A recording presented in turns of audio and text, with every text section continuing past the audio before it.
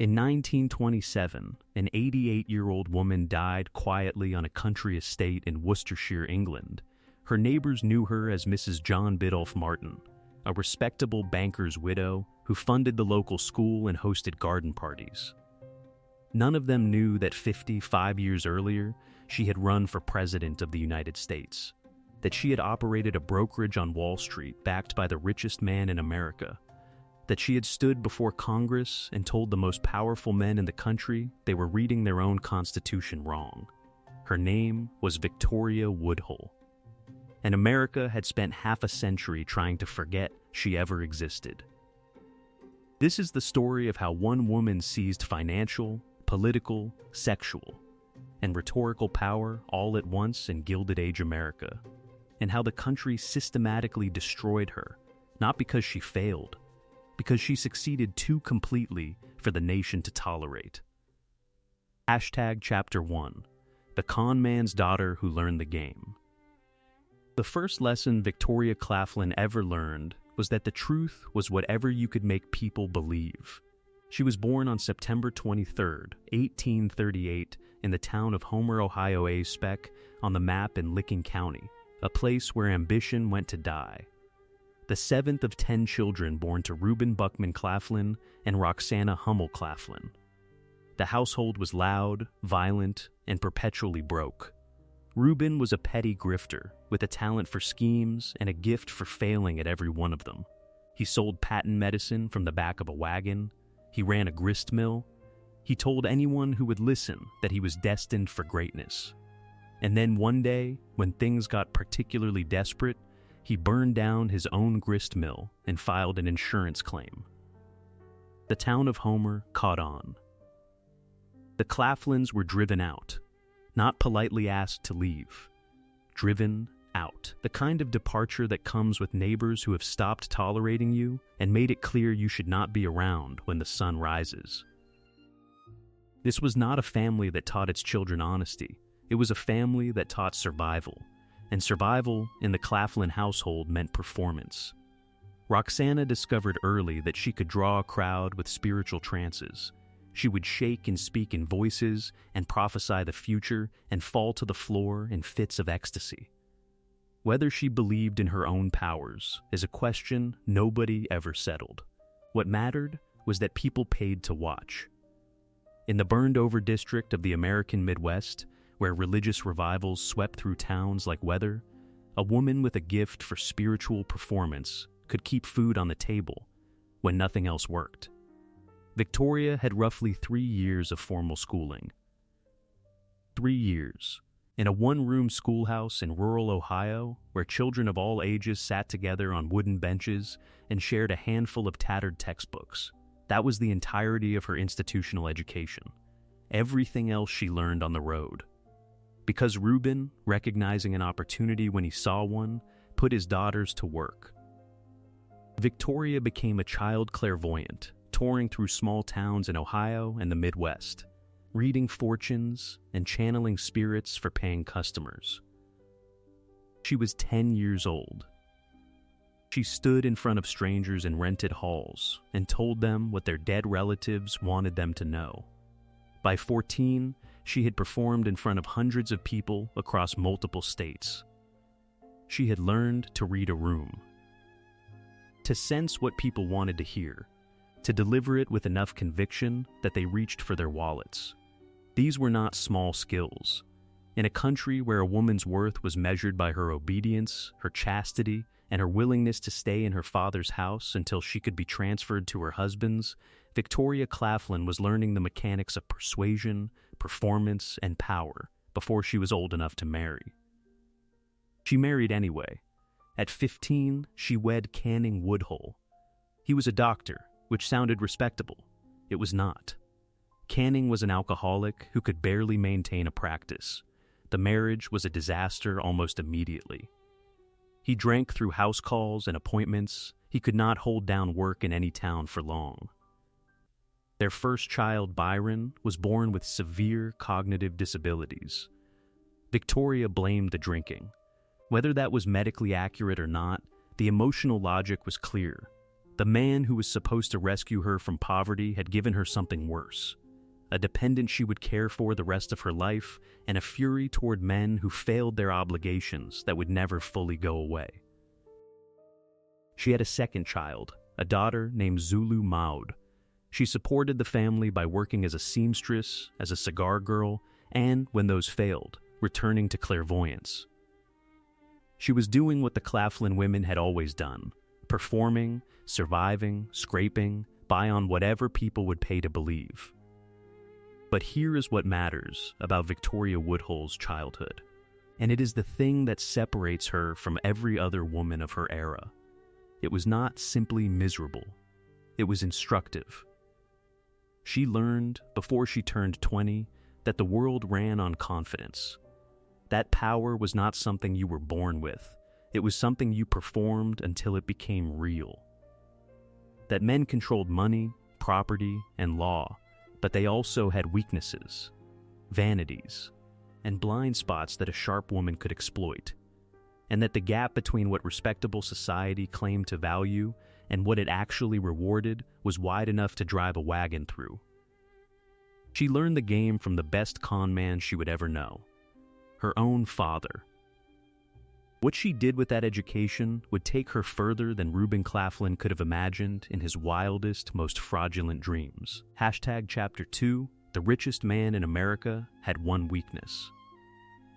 Cornelius Vanderbilt was worth $100 million, controlled the nation's railroads, and could not stop grieving his dead wife. By the late 1860s, Vanderbilt was the wealthiest man in America, possibly the wealthiest man in the world. He had built his fortune first in steamships, earning the nickname Commodore while still a young man ferrying passengers around New York Harbor. Then he had moved into railroads. He controlled the New York Central and the Hudson River lines. He employed tens of thousands of workers. He moved freight and passengers across a continent. When he wanted something, he bought it. When someone stood in his way, he crushed them. He once reportedly told a group of business rivals that he would ruin them if they crossed him, and history records that he did exactly that. He did not negotiate. He dominated. But Sophia, his wife of more than 50 years, had died in 1868, and the Commodore, for all his ruthlessness in business, was shattered. He turned to spiritualism. This was not unusual for the era.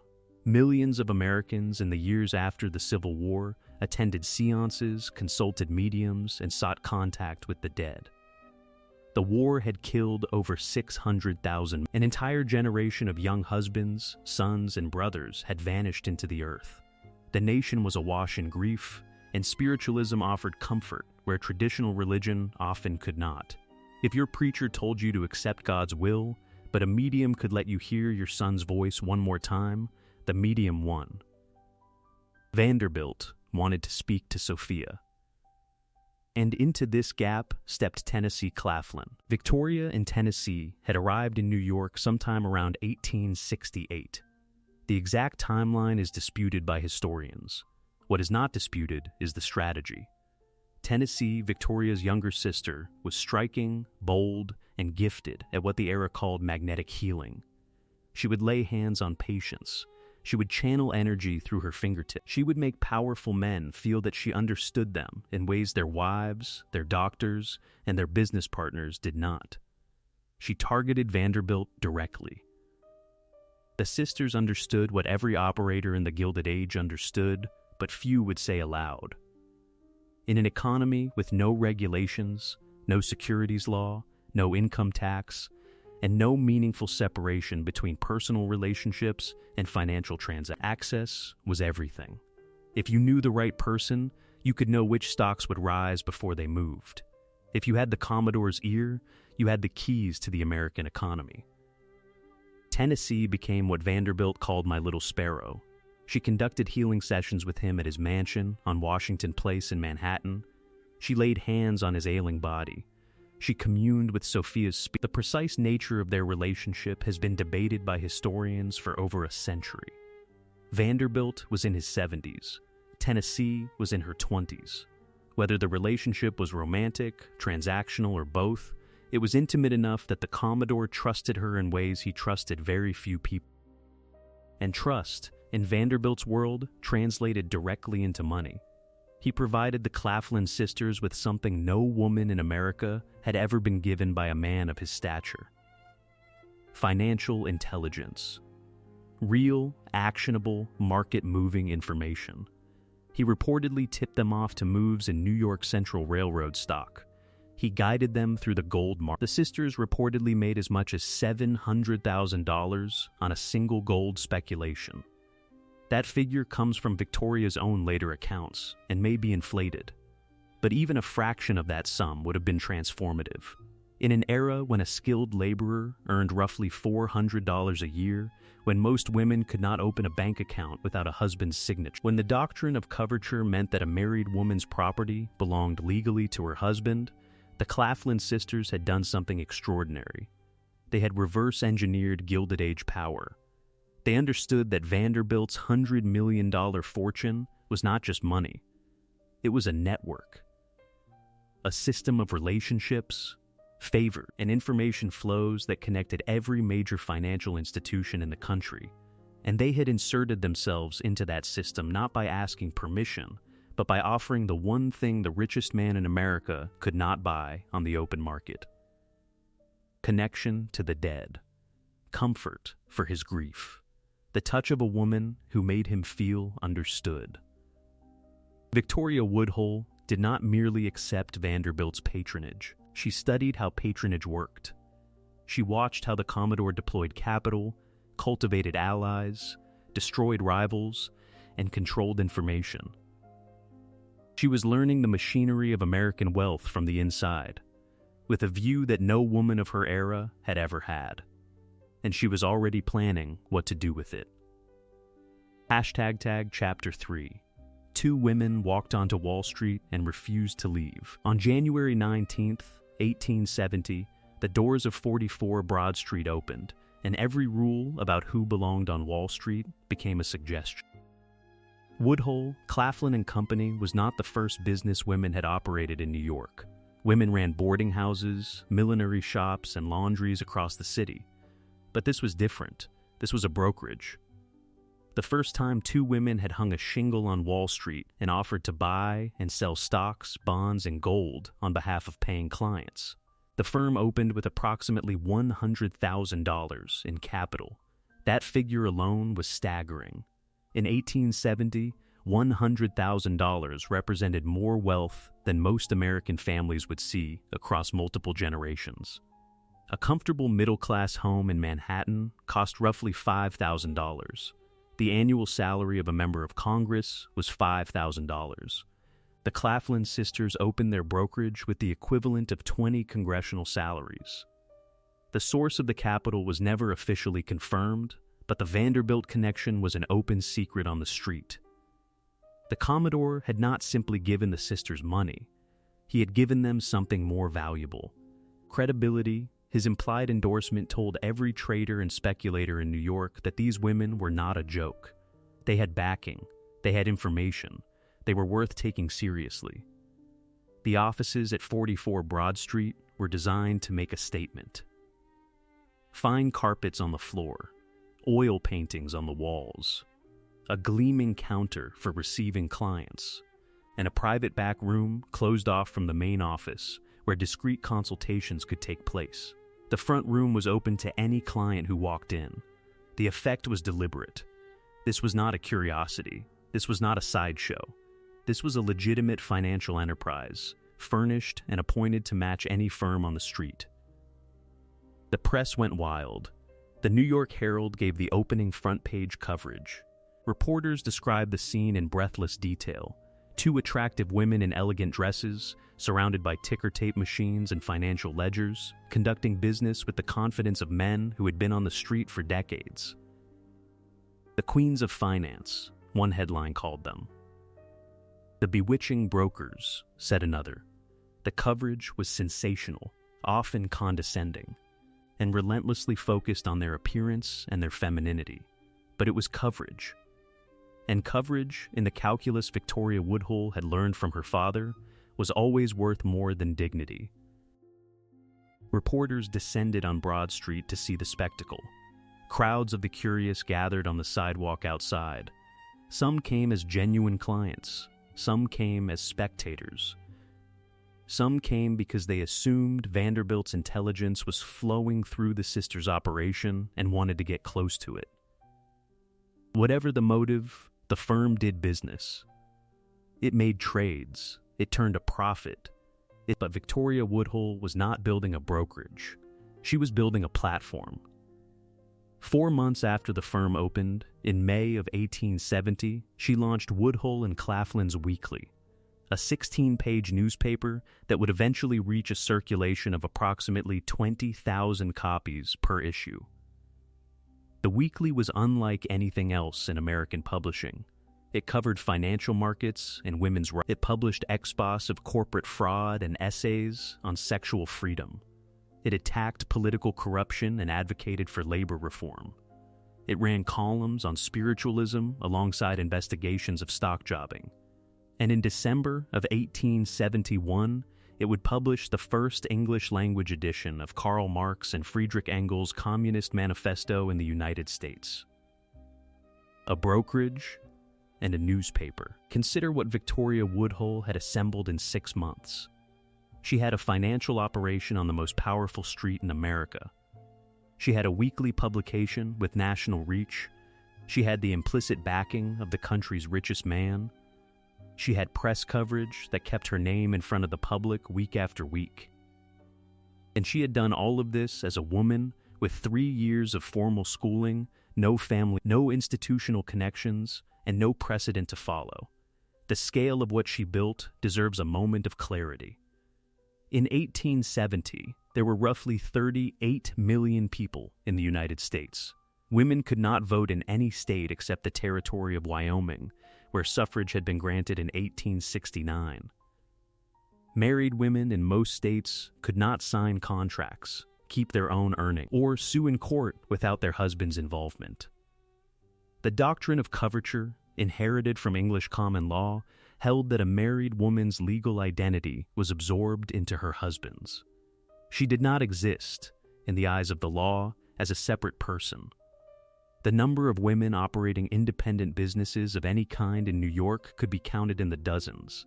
The number operating on Wall Street was Victoria and Tennessee. She had acquired 2 of her 5 domains of power, financial and institutional. The brokerage gave her money and legitimacy. The newspaper gave her a voice and reach. Together, they made her impossible to ignore. The question was no longer whether Victoria Woodhull could accumulate power. The question was what a woman with money and a megaphone would do next. She was about to answer that question in the most audacious way imaginable. She was going to walk into Congress. Chapter 4. She told Congress they were reading their own Constitution wrong. On the morning of January 11th, 1871, Victoria Woodhull walked into a room where no woman had ever been invited to speak, and she did not ask permission. The setting was the House Judiciary Committee, the United States Capitol in Washington, a room built by men, for men, designed and furnished for the exclusive purpose of conducting the business of governing a nation that had decided, explicitly and repeatedly, that women were not full participants in democracy. The committee members sat behind their elevated bench. Reporters filled the gallery, and Victoria Woodhull, in a dark blue dress and an alpine hat, sat at the witness table and opened her mouth. She was there to present a memorial. That was the formal term for what she was doing. A memorial was a written petition requesting congressional action.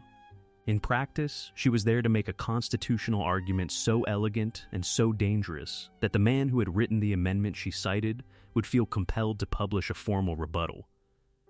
Her argument was this: the 14th Amendment, ratified in 1868, declared that all persons born or naturalized in the United States were citizens. It did not say all men. It did not say all white men. It said all persons. The 15th Amendment, ratified in 1870, declared that the right to vote could not be denied on the basis of race, color, or previous condition of servitude. It said nothing about sex. Woodhull's position was brutally simple. Women were already citizens under the 14th Amendment. Voting was a right of citizenship. Therefore, women already had the right to vote. No new amendment was needed. Congress simply had to enforce the Constitution it had already written. This was not a plea. It was not a petition begging for consideration. It was a legal argument delivered with the confidence of a constitutional scholar.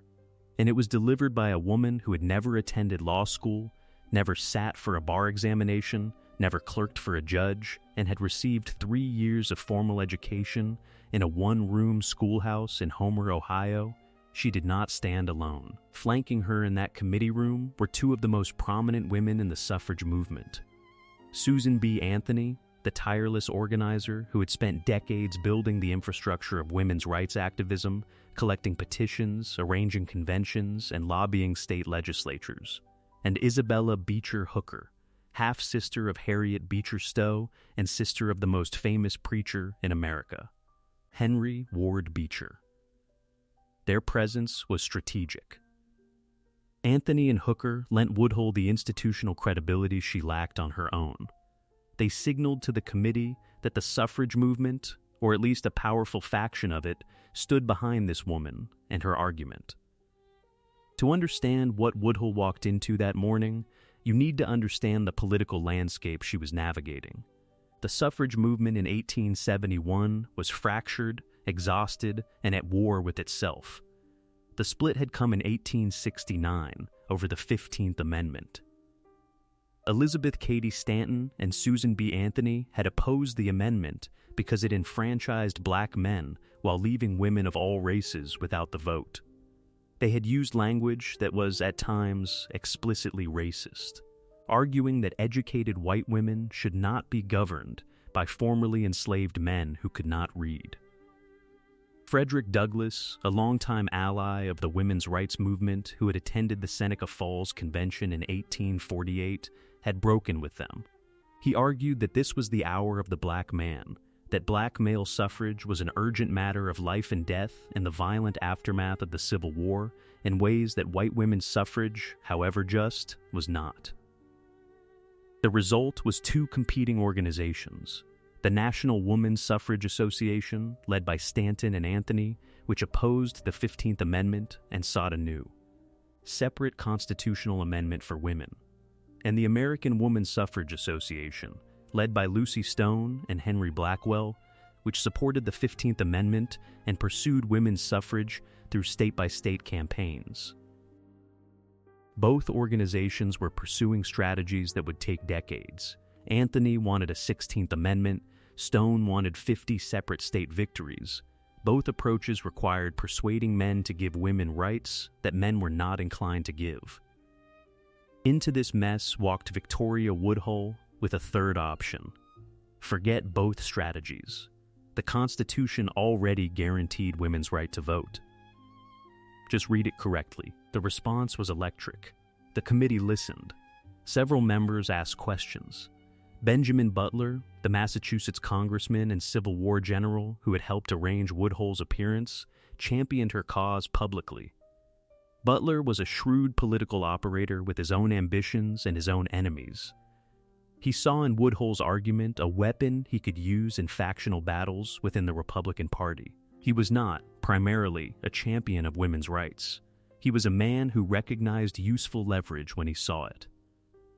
Representative John Bingham of Ohio, the principal author of the 14th Amendment, took the argument seriously enough to write a formal minority report rebutting it. Bingham insisted the amendment had never been intended to enfranchise women. He argued that the word persons in the amendment referred to legal personhood, not to the specific rights of citizenship such as voting. But the fact that Bingham felt the need to respond at all was itself a remarkable victory. Woodhull had forced the man who wrote the law to defend his own interpretation of it. She had put the architect of the 14th Amendment on the defensive, and she had done it without a law degree, without a political party, and without a single vote to her name. the suffrage movement temporarily embraced her. Anthony reportedly told colleagues that Woodhull had done more for the cause in a single morning than the movement had accomplished in 20 years of petitions and conventions. Isabella Beecher Hooker became a devoted ally. For a brief, shining window in early 1871, Victoria Woodhull was the most visible advocate for women's suffrage in America. And she had achieved this by doing what she had always done: reading the system more clearly than the people who built it, seeing the gap between what the rules said and what the rules meant, and walking through that gap before anyone could close the door behind her. She now held 3 domains of power: financial, through the brokerage; institutional, and political, through the congressional address and the suffrage movement's embrace. She was 32 years old. She had no formal education. She had no family name. She had no inherited wealth. She had no credentials that any institution would have recognized. And she was operating at a level of influence that no American woman had ever reached. The men who ran the country were beginning to notice, and they were not pleased. Chapter 5, The Free Lover Who Filled Steinway Hall. 3,000 people packed into Steinway Hall on the night of November 20th, 1871, to hear a woman say the words that respectable America refused to think. Steinway Hall was one of the premier concert and lecture venues in New York City, located on 14th Street near Union Square. It normally hosted classical recitals and distinguished speakers. It seated over 2,500. On the night Woodhull spoke, the overflow filled the aisles, packed the stairways, and spilled onto the sidewalk outside. People came for the same reason they always came to see Victoria Woodhull. Not because they agreed with her, not because they thought she was respectable, because they could not look away. She spoke about free love. In 1871, those 2 words together were as incendiary as any phrase in the English language. Free love did not mean what a modern audience might assume. It did not mean casual promiscuity or the abolition of commitment. For Woodhull and the intellectual community around her, free love meant the right of individuals, and especially to enter and leave romantic and sexual relationships according to their own conscience, without the coercion of law. Without the economic trap of marriage, which under coverture gave a husband control over his wife's body, her earnings, and her children. Without the social machinery that forced women to remain in unions that were loveless, abusive, or simply dead. Woodhull stood on that stage and declared her right. She said she had an inalienable, constitutional, and natural right to love whom she pleased, to love as long or as short a period as she pleased, to change that love every day if she pleased, and that neither the law nor any person on earth had the authority to tell her otherwise. The crowd erupted. Some cheered with abandon, some shouted in outrage. Someone in the audience reportedly stood and demanded to know whether she was, in fact, a free lover. Her response has echoed through 150 years of history. Yes, I am a free lover. She called back from the stage. I have an inalienable, constitutional, and natural right to love whom I may. It was the 4th domain of power, rhetorical, the ability to command a room of 3,000 people, to shape public conversation for weeks after a single speech, to force an entire society to confront ideas it would rather pretend did not exist. And Woodhull wielded it with a force that neither her supporters nor her enemies could deny. She was not merely provocative, she was compelling. Reporters who despised her politics described her stage presence with grudging admiration. She spoke without notes. She maintained eye contact with the crowd. She controlled the tempo of the room as precisely as a conductor. But the machinery behind the public performer was more complicated than the audience knew. The speeches were not entirely her own creation. Colonel James Harvey Blood, her second husband, was a primary drafter of her addresses. Blood was a veteran of the Civil War, a former city auditor from St. Louis, and a committed reformer who had left his first wife after meeting Victoria. He was intelligent, devoted, and content to remain behind the scenes while his wife stood in the spotlight. Stephen Pearl Andrews provided the philosophical framework. Andrews was a radical intellectual and polymath who lived in the Woodhull household. He was a remarkable figure in his own right. He spoke over 30 languages, had developed his own universal language called Alwato, and was one of the leading anarchist thinkers in America. He had studied law, theology, and linguistics. He had traveled to Texas to promote the abolition of slavery. He supplied the theory behind the free love philosophy and the political radicalism of the weekly. Blood supplied the structure and the prose. Woodhull supplied something neither man could replicate: the voice, the physical presence, the willingness to stand in front of 3,000 hostile strangers and say the unsayable without flinching. Ideas without a speaker are essays in a drawer. Woodhull turned them into events that changed the national conversation. And behind the stage, behind the speeches and the headlines and the brokerage and the newspaper, there was the household. The chaotic, expensive, emotionally draining reality of Victoria Woodhull's private life. Canning Woodhull, her first husband, the alcoholic she had married at 15, was still living in the house.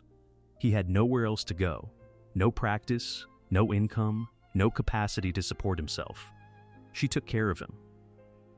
She supported Byron, their disabled son, who would require lifelong care and supervision. Roxana, her mother, lived with them, quarreling endlessly with Reuben when he appeared and demanding money and attention from her daughters. Tennessee came and went, managing her relationship with Vanderbilt and her own complicated romantic life. Colonel Blood was there. Stephen Pearl Andrews was there. Extended family members, hangers-on, and dependents of various kinds cycled through constantly. At any given time, Victoria Woodhull was supporting as many as 15 people under her roof. She was running a brokerage, publishing a newspaper, delivering lectures across the Northeast, building political alliances, managing the extended Claflin family's feuds and crises, and keeping a household afloat that consumed resources as fast as she could generate them. This is the context that is almost always missing from the story. The woman who electrified Steinway Hall went home to a house full of dependents and debt. The woman who challenged Congress had to worry about rent. The power she projected in public required a private endurance that would have broken most people, men or women, within months. And the attacks were mounting. Thomas Nast, the most influential political cartoonist in America, the man whose images had helped bring down Boss Tweed and Tammany Hall, turned his pen on Woodhull. His cartoon in Harper's Weekly depicted her as Mrs. Satan, a winged, horned figure carrying a placard that read, "Be saved by free love." Behind her, a woman bearing the burden of a drunken husband and squalling children trudged uphill, saying that she would rather travel the hardest path of matrimony than follow such counsel. That single image did more damage than 1,000 editorials. It condensed everything respectable America feared about Victoria Woodhull into one picture: the woman with money, opinions, sexual freedom, and political ambition. The woman who could not be controlled. The woman who had to be stopped. For decades afterward, that cartoon was the primary image Americans associated with Victoria, not her congressional testimony, not her brokerage, the devil with a placard. The fifth domain of power was the most dangerous one: sexual autonomy, declared publicly and without apology. Woodhull was now operating across all 5 domains simultaneously: finance, politics, media, rhetoric, sexuality. No woman in American history had ever held this combination of power at once, and the system was preparing its response. Hashtag Chapter 6, she put her name on the ballot and Frederick Douglass on the ticket. On May 10th, 1872, a woman who could not legally vote accepted a nomination for the presidency of the United States. The Equal Rights Party held its convention at Apollo Hall in New York City. The party was largely Woodhull's creation, a coalition of suffrage labor reformers, spiritualists, socialists, and radicals of various stripes brought together under one unlikely banner. 600 delegates attended. And on that May afternoon in 1872, they nominated Victoria Woodhull for President of the United States. She was 33 years old. She could not vote. She could not hold property in her own name in most states under the doctrine of coverture. Under the prevailing legal interpretation of Article 2 of the Constitution, she was almost certainly too young for the office, which required a candidate to be at least 35. Her critics would later use this point against her, though the Constitution specified 35 as the minimum age at inauguration. Not at the time of nomination, a distinction Woodhull and her supporters were happy to exploit. None of this mattered to Woodhull. She understood something that her critics did not. The candidacy was not about winning, it was about existing. The act of placing a woman's name on a presidential ballot in 1872 was itself a revolution. It made visible what the law tried to make invisible: that women were citizens, that citizens had the right to participate in their own governance, that the exclusion of half the population from the highest office in the land was a choice made by men, not a law of nature written by God. For her running mate, the convention nominated Frederick Douglass. Douglass did not attend the convention. He did not consent to the nomination. He never acknowledged it publicly. He was, at that moment, supporting the re-election of President Ulysses S. Grant, whose administration had at least attempted to enforce Reconstruction and protect the civil rights of formerly enslaved people in the South. For Douglass, the stakes were concrete and immediate. Black men were being murdered at the polls across the former Confederacy. The Ku Klux Klan was waging a campaign of terror. Grant, for all his flaws, had signed the Enforcement Acts. Douglass had his own strategic calculations to make, and a symbolic candidacy on a radical third-party ticket was not among them. But the symbolism of the ticket was extraordinary: a woman and a formerly enslaved man, together on a presidential ballot.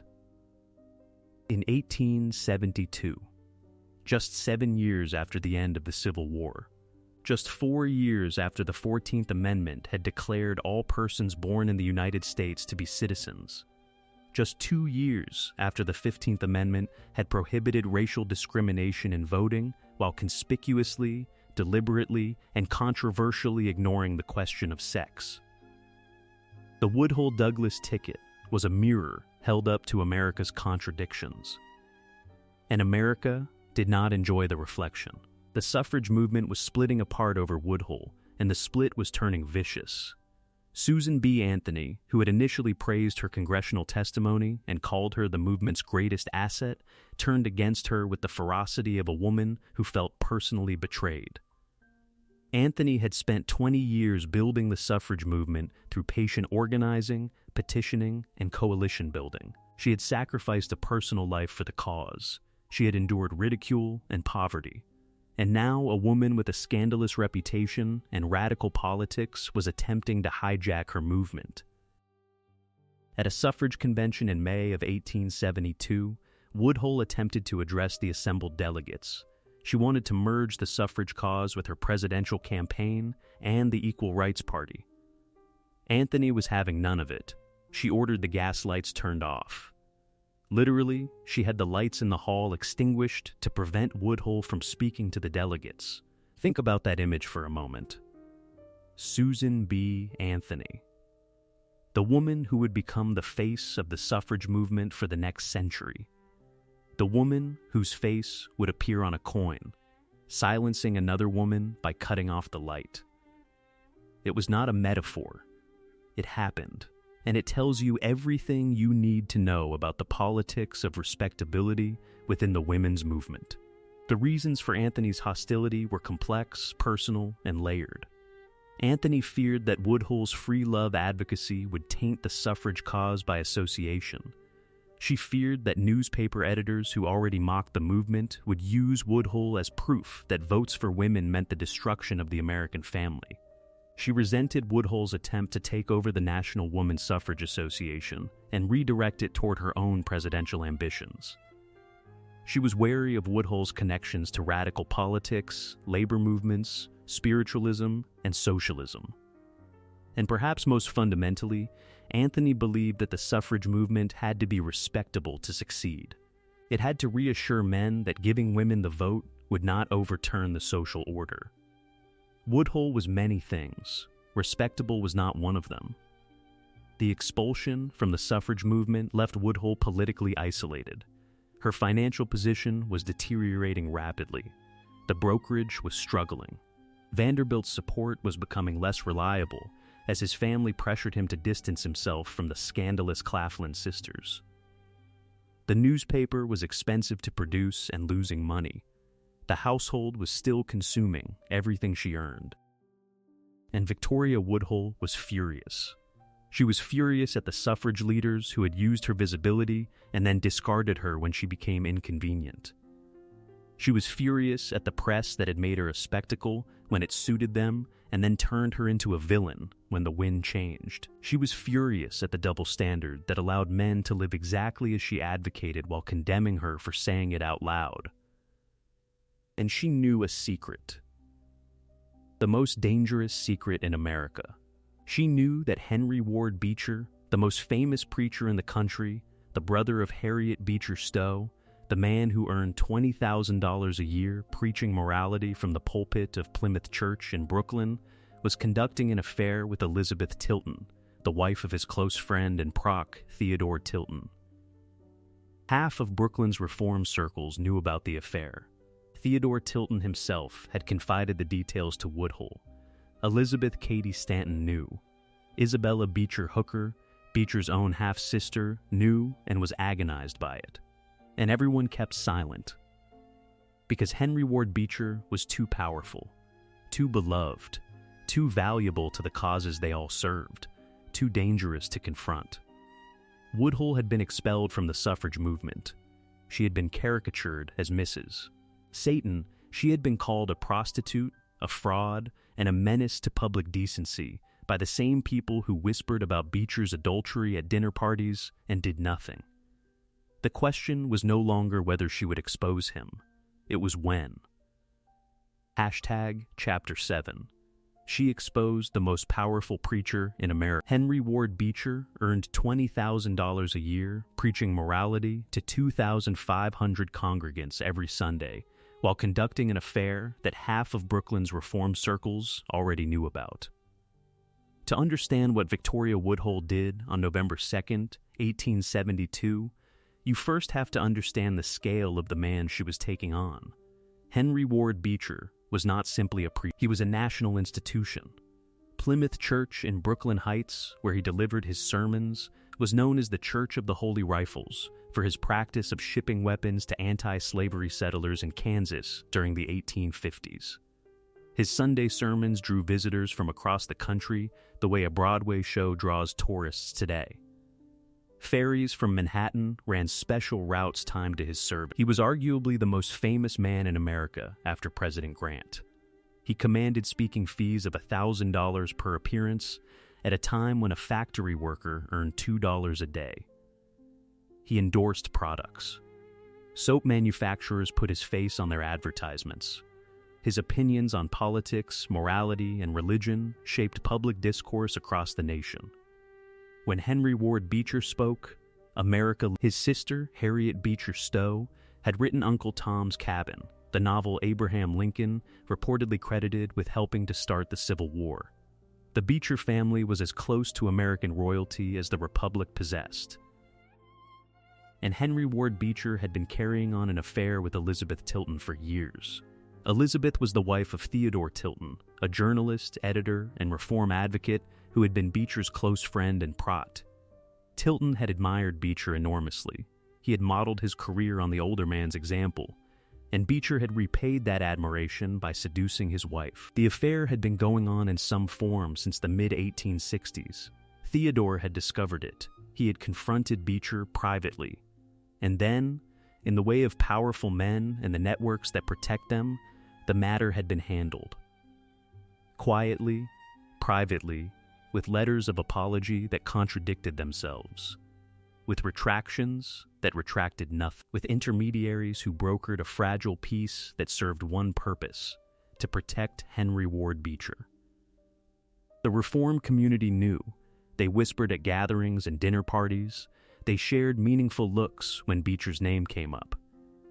And they did nothing. Because exposing Beecher meant destroying the most valuable public face of progressive Christianity in America. It meant destabilizing Plymouth Church, which collected over $100,000 a year in donations and pew rents. It meant shattering the Beecher family name. It meant breaking open the private lives of people who had built their public reputations on moral authority. Woodhull's fury was specific, strategic, and, in its own way, principled. She was not angry that Beecher was having an affair. She was a free love advocate. She believed people had the right to love whom they chose.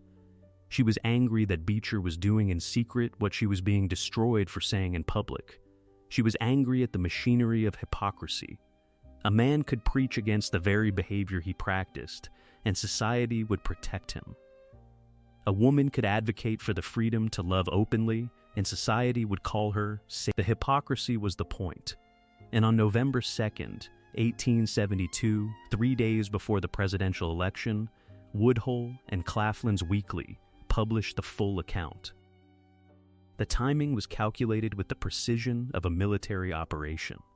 3 days before the presidential election, when every newspaper in America was printing at full capacity, when every reader in the country was paying attention, when there would be no time for Beecher to mount a defense before the story saturated the public consciousness. Woodhull understood news cycles the way a general understands terrain. She chose her moment. The issue hit the streets and sold out within hours. The original print run of the Weekly was exhausted almost immediately. Newsboys who got their hands on copies sold them on street corners for whatever the market would bear. Copies changed hands for as much as $40 each, a staggering sum for a newspaper that normally cost 10 cents. Speculators bought stacks and resold them at markups that would have impressed a Wall Street trader. The demand was so overwhelming that Woodhull ordered additional print runs, and those sold out too. The story itself ran to thousands of words. It named Beecher explicitly and without euphemism. It named Elizabeth Tilton. It described the affair in language that was detailed, and left nothing to the reader's imagination. Woodhull recounted conversations she had had with Theodore Tilton about the affair. She described the web of secrecy that had kept the scandal hidden. She named the intermediaries who had brokered silence. And she framed the entire account not as gossip, but as an indictment of the double standard that governed American life. She accused Beecher not of immorality in the conventional sense, but of cowardice and dishonesty, of enjoying the freedoms he publicly condemned, of hiding behind his pulpit and his $20,000 salary, while a woman who spoke the same philosophy openly was pilloried, prosecuted, and cast out of polite society. Was this an act of justice? In part. Woodhull believed genuinely in transparency. She believed that private morality should match public pronouncements. She believed that the double standard protecting Beecher while destroying her was not merely unfair, but was the engine that kept women subordinate. If men could practice free love secretly while condemning it publicly, the system would never change. Was it an act of revenge? Also in part. She had been expelled, mocked, arrested, evicted from her home, and abandoned by her allies. The presidential campaign was in shambles. Her finances were crumbling. Beecher's allies had actively worked to silence her. She was a woman with one weapon left, and she used it. Was it the only move left to a woman who had been pushed out of every other arena? Perhaps, by November of 1872, every platform Woodhull had built was under attack or collapsing. The brokerage was faltering. The suffrage movement had expelled her. The press had turned overwhelmingly hostile. Her financial supporters had vanished. She was standing in the middle of a burning building with one match left. She struck it. The consequences were immediate and devastating. But the first person the fire consumed was not Henry Ward Beecher. It was Victoria Woodhull herself. Chapter 8. They arrested her for telling the truth. Anthony Comstock was a 28-year-old dry goods clerk who believed God had appointed him to silence every woman who spoke too freely, and the United States government gave him the power to do it. On the same day the Beecher Expose was published, November 2, 1872, federal marshals arrested Victoria Woodhull and Tennessee Claflin. The charge was not libel. It was not defamation. It was not even contempt. It was obscenity. The government of the United States argued that the language used to describe Henry Ward Beecher's affair was too indecent to be transmitted through the United States mail. Think about this for a moment. Victoria Woodhull published an account of a real affair involving real people using facts that would later be confirmed under oath in a civil trial. And she was arrested not for lying, but for telling the truth in language the government deemed too offensive for the postal system. Anthony Comstock was the instrument of her destruction, and understanding Comstock is essential to understanding what happened next. He was a Union Army veteran from New Canaan, Connecticut, who had become obsessed with vice during his time living in New York after the war. He was a member of the Young Men's Christian Association and had founded the New York Society for the Suppression of Vice, an organization dedicated to hunting down and destroying obscene material. He had the fervor of a man who believed he was doing God's work and the institutional backing of an organization that gave him access to wealthy donors, political connections, and eventually federal authority. Comstock had lobbied Congress personally for stronger obscenity laws, and in March of 1873, 4 months after Woodhull's arrest, Congress delivered exactly what he wanted. The Comstock Act, formerly known as the Act for the Suppression of Trade in and Circulation of Obscene Literature and Articles of Immoral Use, made it a federal crime to send obscene, lewd, or lascivious material through the United States mail. The law was breathtaking in its breadth. It covered not only what we would today recognize as pornography, but also contraception information, anatomy textbooks, and any newspaper account that a federal prosecutor decided was indecent. The Comstock Act was, in significant part, a response to what Woodhull had done. She had demonstrated that the existing legal framework could not stop a woman with a printing press from publishing the truth about a powerful man. Comstock and his congressional allies made sure it could in the future. Woodhull in Tennessee spent 4 weeks in Ludlow Street Jail. The jail was in the Five Points area of Lower Manhattan, a grim, overcrowded facility reserved primarily for debtors and those awaiting trial. Bail was set at $8,000 for each sister. In 1872, $8,000 was a fortune. Adjusted for inflation, it would be roughly $250,000 today. The bail was not set to ensure they appeared for trial. It was set to ensure they could not leave. The message from the government was clear and unmistakable. Stop talking, or we will bankrupt you before the trial even begins. The sisters were released on bail, rearrested, released again, and rearrested once more. The pattern was deliberate. Each new arrest came just as they were rebuilding momentum. Each new indictment came just as the previous one was being resolved. The federal government was not trying to convict Victoria Woodhull. It was trying to exhaust her, and it was working.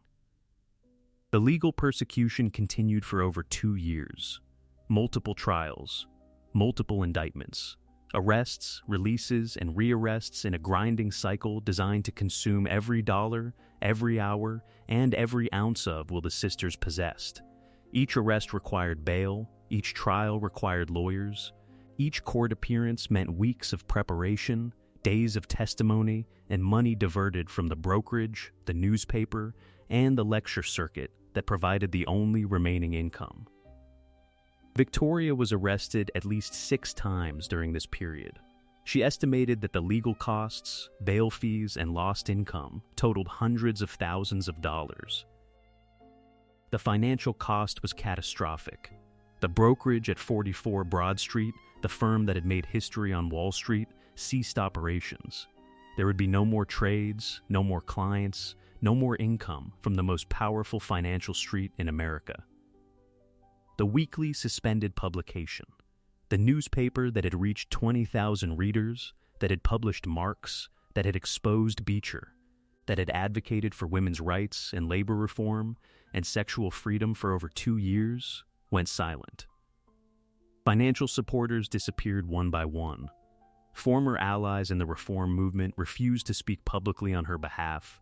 Women who had cheered her congressional testimony would not answer her letters.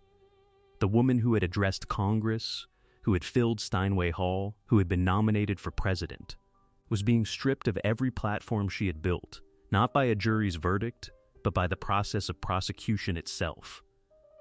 Comstock's career continued long after Woodhull's was destroyed. Over the course of his life as a self-appointed vice crusader, he claimed responsibility for the destruction of 15 tons of books and pamphlets, the confiscation of approximately 4 million pictures and photographs, and the prosecution of enough individuals that he boasted at least 15 people had been driven to suicide by his campaigns.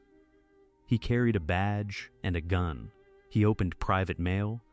He arrested doctors who distributed contraceptive information. He operated with the full authority of the federal government and was answerable to almost no one. Woodhull was ultimately acquitted. The obscenity charges were dismissed on a technicality. The court ruled that the federal statute she had been charged under did not apply to newspapers sent through the mail prior to the passage of the Comstock Act in March of 1873. Her publication had been sent in November of 1872. The law she had allegedly broken did not exist at the time she allegedly broke it. It was a victory in the narrowest possible sense. The charges were dropped not because the court affirmed her right to publish the truth about a public figure, but because the calendar did not cooperate with the prosecution. The acquittal was an empty room with a sign on the door that read "You were right all along." But the room had been cleaned out months ago. The system had accomplished exactly what it intended. Not through a guilty verdict, through the process itself. The arrests, the bail, the trials, the legal fees, the social isolation, the public humiliation. The punishment was the prosecution. The conviction was unnecessary. Victoria Woodhull had been destroyed without ever being found guilty of anything. Chapter 9. The system broke every woman in the story except the one who lied. When the Beecher Tilton trial ended in a hung jury after 6 months, the man who committed adultery kept his pulpit, and every woman connected to the case paid the price. Theodore Tilton sued Henry Ward Beecher for alienation of affection in 1875. The civil trial was the media sensation of the decade. It lasted 6 months, from January to July. Over 100 witnesses testified. The courtroom was packed to capacity every single day. Newspapers across the country covered every revelation, every contradiction, every dramatic confrontation in excruciating detail.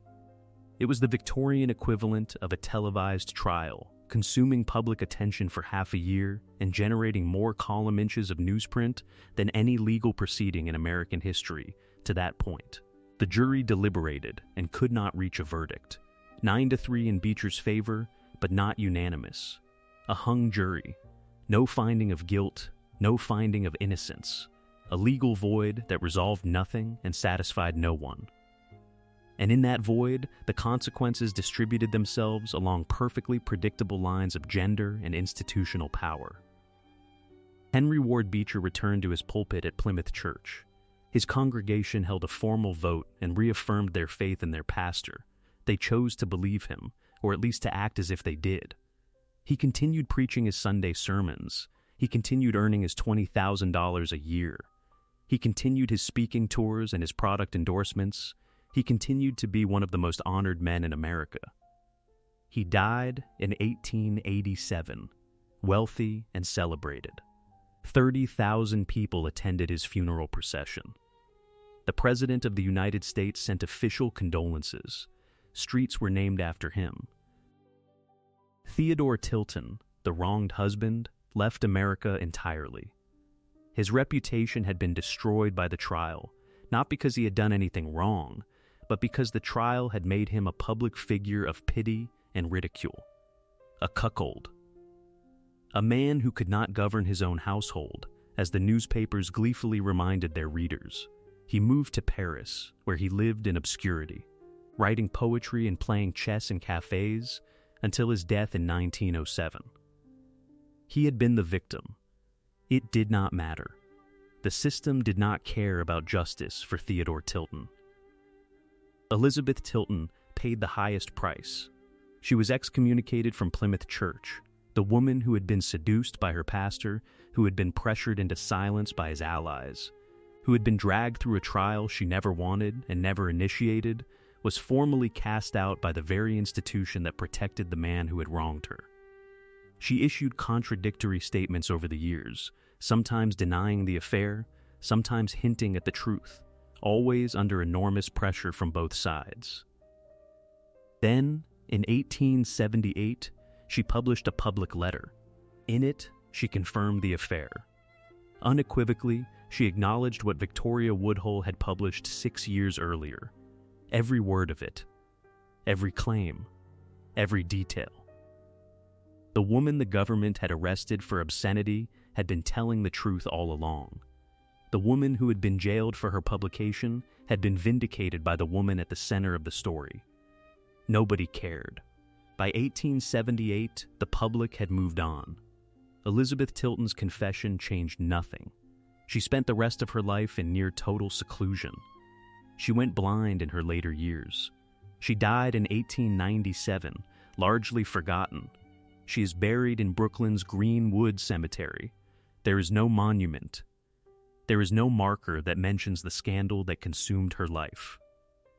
And Victoria Woodhull, the woman who had broken the story, the woman who had been arrested, jailed, prosecuted, bankrupted, and publicly destroyed for publishing what everyone eventually acknowledged was true. She collapsed, physically and emotionally.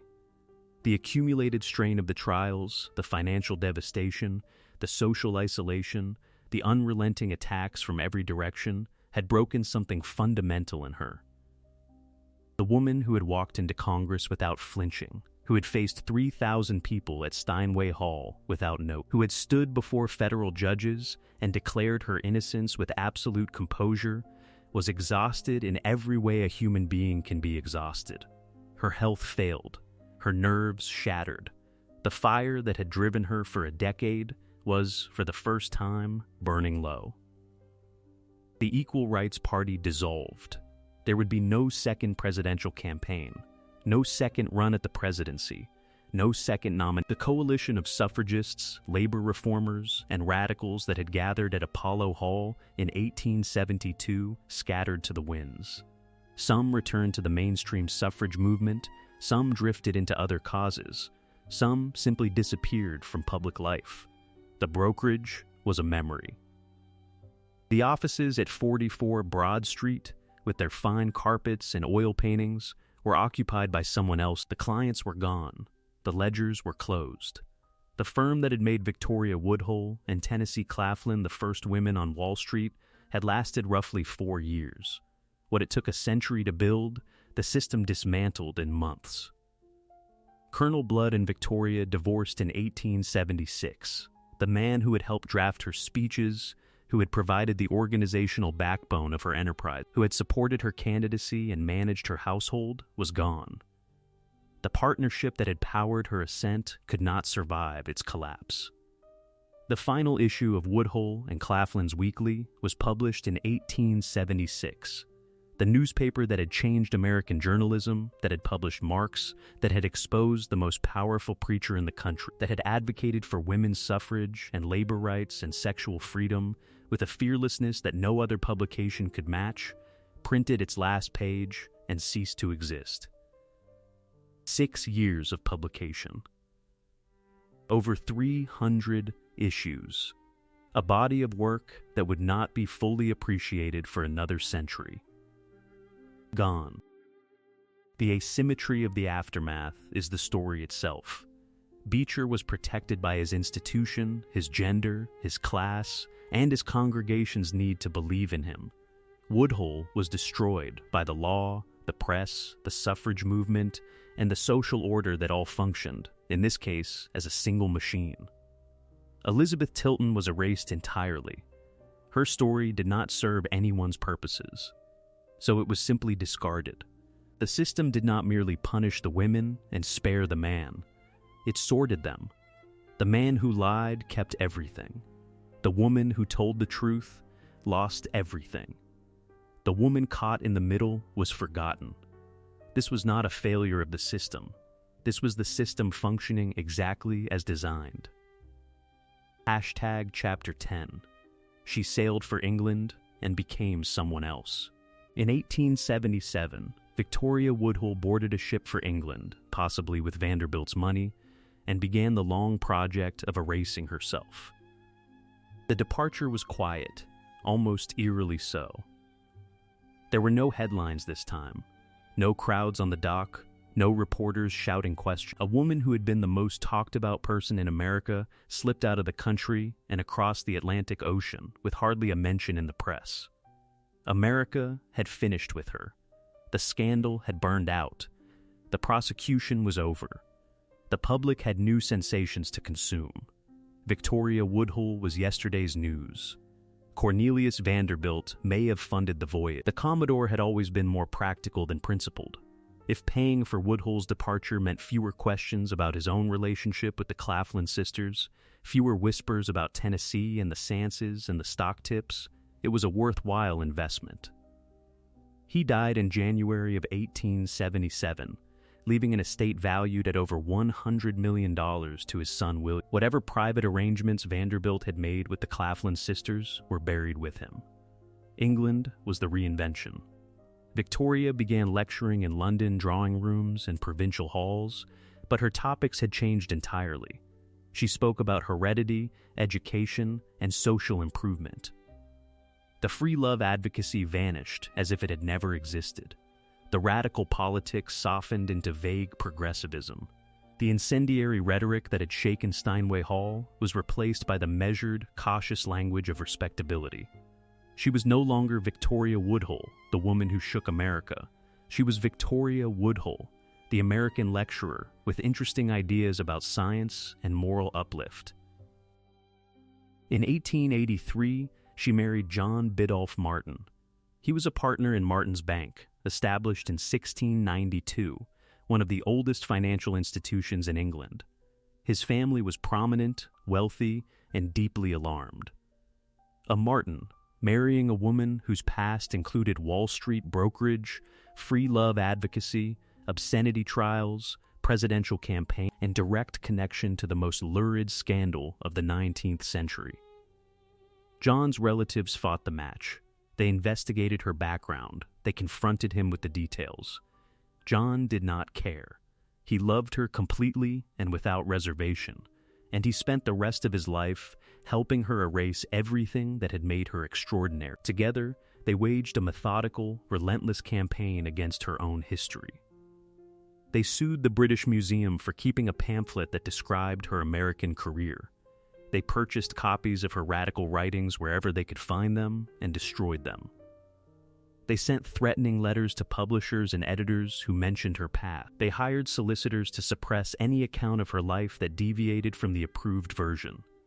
Mrs. John Biddulph Martin of Norton Park, Worcestershire, was a respectable Englishwoman who had once given some interesting lectures in America. That was the story. That was the only story. She hosted garden parties on the grounds of Norton Park. She funded the village school. She donated to local charities. She published a journal called The Humanitarian, which focused on eugenics, hereditary improvement, and the kind of respectable progressive causes that would never get a woman arrested. She poured tea for the vicar. She aged gracefully on a country estate. The question this transformation poses has no comfortable answer. Was the reinvention survival? Yes, absolutely. Woodhull had been broken by America. She needed peace, safety, and a life that would not destroy her. England gave her that. John Biddulph Martin gave her that. Was it defeat? The woman who had insisted on living publicly, loudly, and on her own terms spent her final decades trying to make the world forget she had ever done any of it. She did not modify her message. She did not soften her positions. She annihilated them. She became someone else entirely. She died on June 9th, 1927. She was 88 years old. The obituaries in the English papers mentioned a respected local figure who had once had a colorful career in America. The American papers barely noticed. She had erased herself almost completely. Almost, but not quite. Hashtag Chapter 11, 100 years before it mattered. In 1972, exactly 100 years after Woodhull's campaign, Shirley Chisholm ran for president, and almost nobody remembered who had gone first. Chisholm was the first black woman elected to the United States Congress, representing Brooklyn's 12th district starting in 1969. Her presidential campaign in the Democratic primary of 1972 was historic, groundbreaking, and widely covered by every major news outlet in the country. When journalists called her the first woman to make a serious bid for the presidency, virtually no one corrected them. Victoria Woodhull had been so thoroughly erased from the national memory that even the people whose work she had made possible did not know her name. The erasure was not accidental. It was the product of decades of deliberate suppression. Woodhull herself and her husband had spent years buying and destroying her own writings. The suffrage movement that eventually won the 19th Amendment in 1920, 48 years after Woodhull's candidacy, had carefully rewritten its own history to exclude her.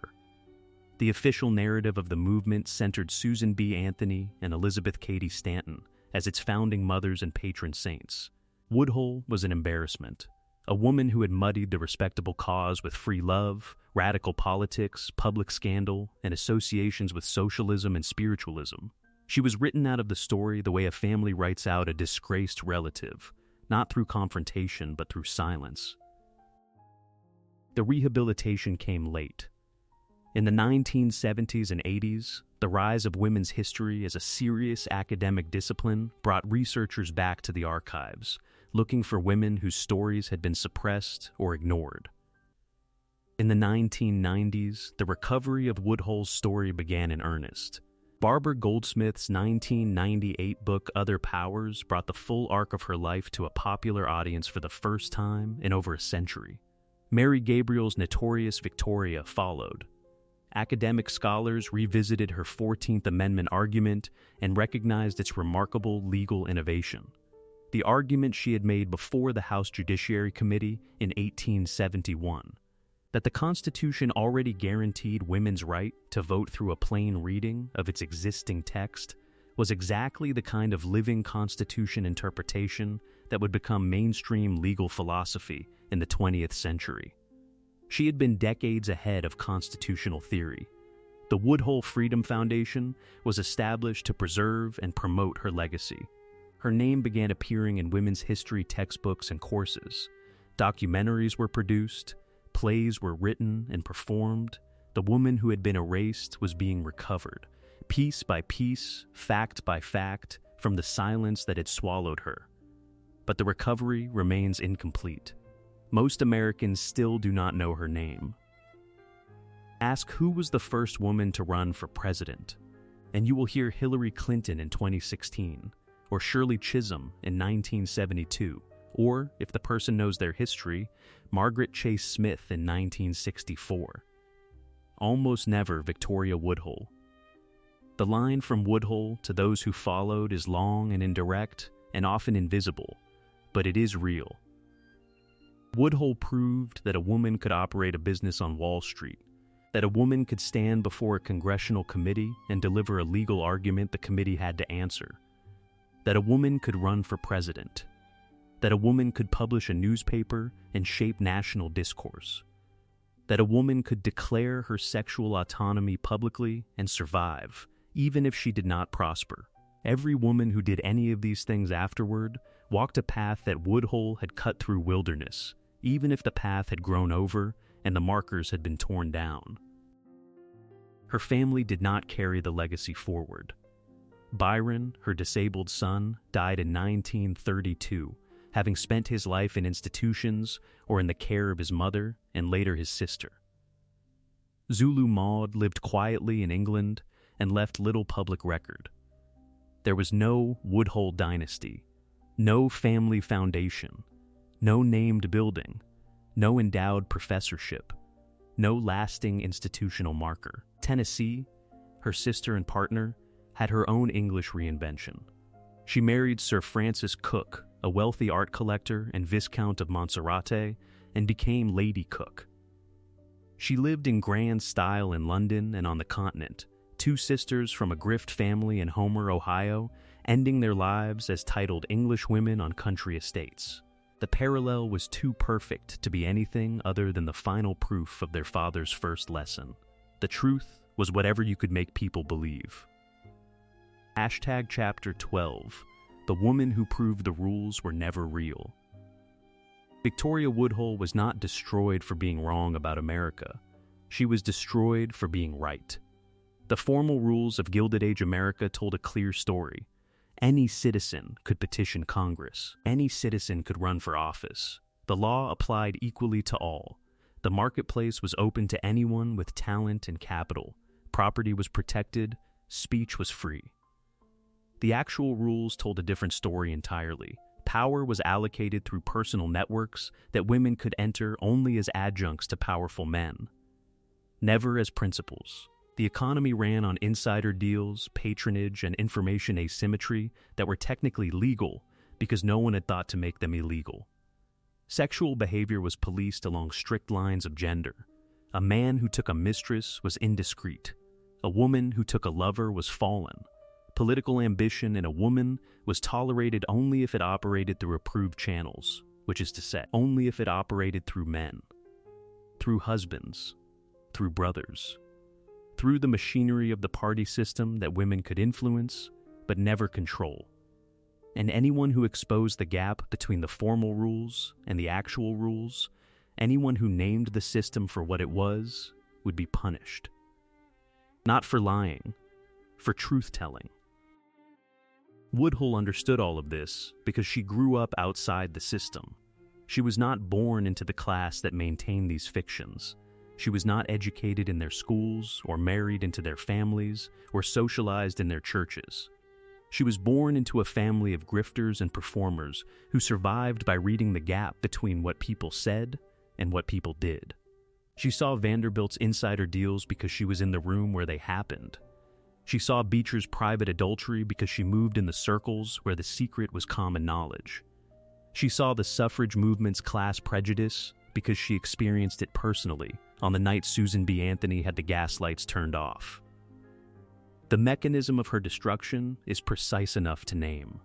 America tolerated a woman with wealth as long as she stayed quiet about how she got it and did not use it to challenge the existing order. America tolerated a woman with fame as long as she was entertaining rather than threatening, as long as her celebrity did not translate into authority. America tolerated a woman with sexual freedom as long as she practiced it discreetly, as long as she did not name it publicly and dare the world to judge her. America tolerated a woman with political ambition as long as she worked through established channels, as long as she did not presume to lead rather than advise. But America could not tolerate a woman who held all of these simultaneously, who had money and a voice and a body she controlled and a platform she built and a constitutional argument the system could not answer.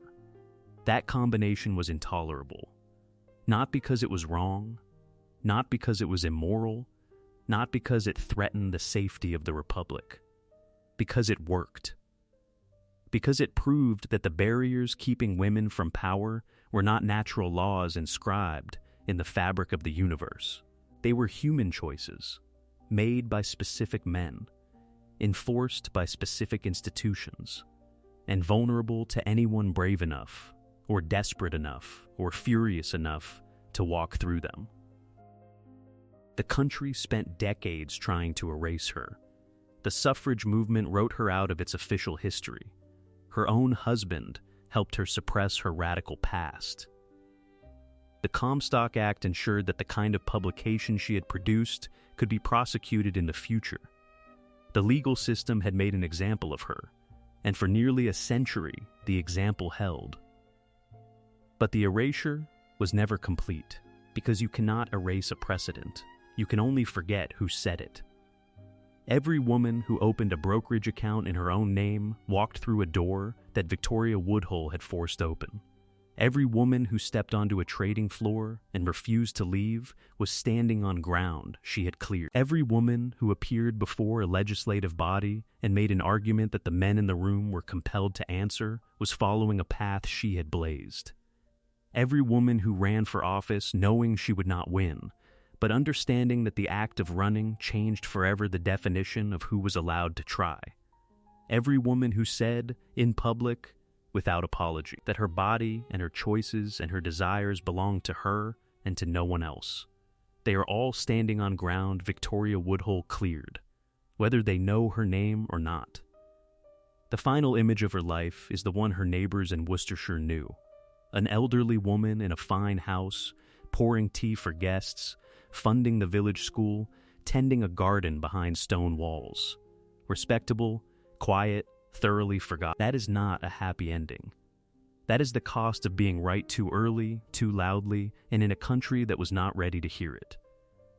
It is the price of proving that the rules were never real. The woman who ran for president became the woman who hosted garden parties. The woman who shook Wall Street became a banker's widow. The woman who told Congress it was reading its own constitution wrong became someone who sued museums to make sure no one remembered she had said it. But here is what the erasure could not touch. She did it. All of it. The brokerage, the newspaper, the speech before Congress, the candidacy, the declaration of her own freedom, the exposure of the lie at the heart of American morality. She did every one of those things, and no amount of suppression or silence can undo the fact that they happened. She did not ask for permission. She did not wait for invitation. She walked into every room where the decisions were being made, and she sat down. And when they threw her out, she told the truth about what she had seen inside. Victoria Woodhull was not a saint. She was not a symbol. She was a player, a strategist, a woman who calculated her moves with the same precision and ruthlessness as the men she challenged. She was a product of poverty, chaos, and grift who transformed herself into the most dangerous woman in America. And the reason she was dangerous was the simplest reason of all. She proved the rules were never real. She was more powerful than you ever knew. And America spent 100 years trying to make sure